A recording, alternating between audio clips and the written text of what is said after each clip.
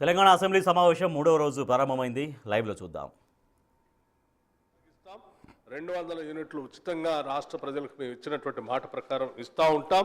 ఈ రాష్ట్రంలో ఉన్నటువంటి పేద బడుగు బలహీన వర్గాలు మధ్యతరగతి కుటుంబాలకు సంబంధించినటువంటి వాళ్ళు ఆర్థికంగా నిలదొక్కుని ఎదిగి ఈ సమాజంలో ఆత్మగౌరవంతో బతకటం కోసం మా ప్రయత్నం అంతా చేస్తూనే ఉంటాం. అందులో భాగంగానే చేస్తూ ఉన్నాం. అధ్యక్ష, ధన్యవాదాలు. శ్రీ మేడిపల్లి సత్యం గారు.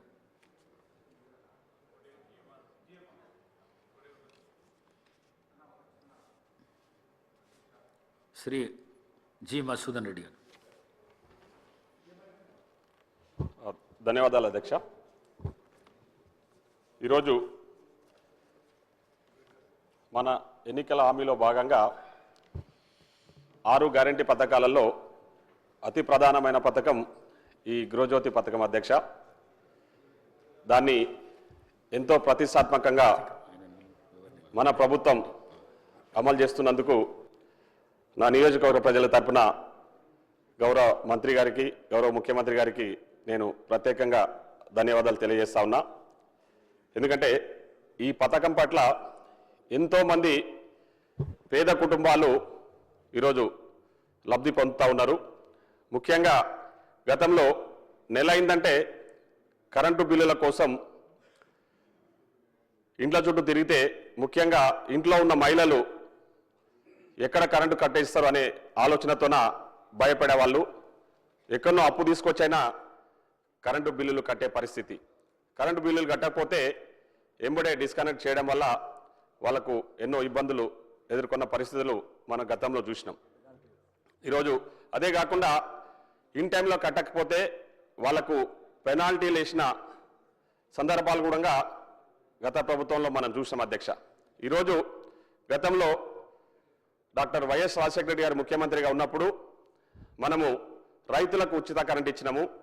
ఈరోజు గౌరవ ముఖ్యమంత్రి రేవంత్ రెడ్డి గారి నాయకత్వంలో ఈరోజు గృహాలకు కూడా ఉచిత కరెంట్ ఇస్తున్న ప్రభుత్వం మన ప్రజా ప్రభుత్వం అని చెప్పేసి ఈ సందర్భంగా తెలియజేస్తా ఉన్నా అధ్యక్ష.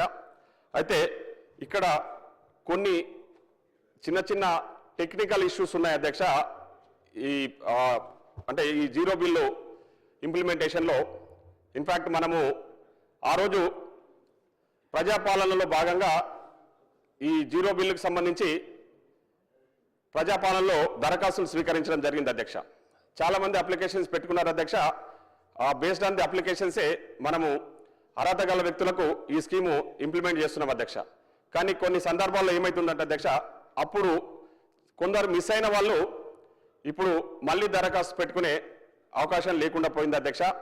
దాన్ని మీ ద్వారా గౌరవ మంత్రి గారిని రిక్వెస్ట్ చేస్తా ఉన్నా, ఎవరైనా నిజంగా అర్హత గల వ్యక్తులు మిస్ అయి ఉంటే వాళ్ళకు అవకాశం కల్పించాలని కోరుతా ఉన్నా.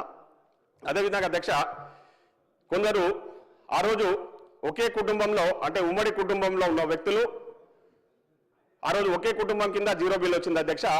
తదనంతరం వాళ్ళు వేరుపడ్డ తర్వాత వాళ్లకు మనము ఎంతో ప్రతిష్టాత్మకంగా చేపట్టిన రేషన్ కార్డ్స్ కూడా సపరేట్ అందజేయడం జరిగింది.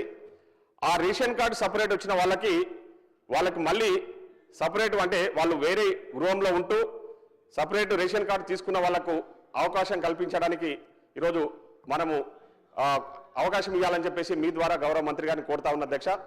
అదేవిధంగా కొందరు గతంలో కిరాయిలో ఉన్నప్పుడు వాళ్ళకి జీరో బిల్ వచ్చినాయి అధ్యక్ష. తర్వాత వాళ్ళు సొంత ఇంటికి మారినప్పుడు వాళ్ళు అప్లికేషన్ పెట్టుకుంటే ఒక 6 months టైం తీసుకొని ప్రాసెస్ చేయడానికి టైం తీసుకుంటా ఉన్నారు అధ్యక్ష. దాన్ని మీ ద్వారా గౌరవ మంత్రి గారిని కోరుతా ఉన్నది ఏంటంటే ఇమీడియట్లీ అంటే మనము 6 months వెయిట్ చేసేదానికంటే ఇమీడియట్లీ వాళ్ళకు ఈ జీరో బిల్లు కొత్త ఇంటికి పోయినప్పుడే ఆ అప్లికేషన్స్ కూడా స్పీడప్ చేసి త్వరితగతిన వాళ్లకు కన్సిడర్ చేసి మళ్ళీ జీరో బిల్లు వర్తించే విధంగా చేయాలని చెప్పేసి నేను మీ ద్వారా కోరుతా ఉన్నా అధ్యక్ష. అదేవిధంగా ఇంకొక సమస్య అధ్యక్ష, ఒక సందర్భంలో ఈరోజు ఈ నెలకు 200 యూనిట్లు వస్తే next month more than 200 units వస్తే బిల్లు వస్తూ ఉంది అధ్యక్ష. మళ్ళీ ఆ నెక్స్ట్ మంత్ మళ్ళీ 200 యూనిట్స్ వస్తే దానికి జీరో బిల్లు రావడం లేదని చాలామంది కొందరు లబ్ధిదారులు కంప్లైంట్ చేస్తూ ఉన్నారు అధ్యక్ష. ఇవన్నీ కూడా చిన్న చిన్న టెక్నికల్ ఇష్యూస్, కానీ దానివల్ల సామాన్యులు ఇబ్బంది పడతా ఉన్నారు. కాబట్టి వారిని ఈ టెక్నికల్ ఇష్యూస్ అన్ని కూడా రిజాల్వ్ చేయాల్సిందిగా మీ ద్వారా గౌరవ మంత్రి గారిని కోరుతా ఉన్న అధ్యక్ష. ముఖ్యంగా నిజంగా చెప్పాలంటే నా నియోజకవర్గానికి సంబంధించి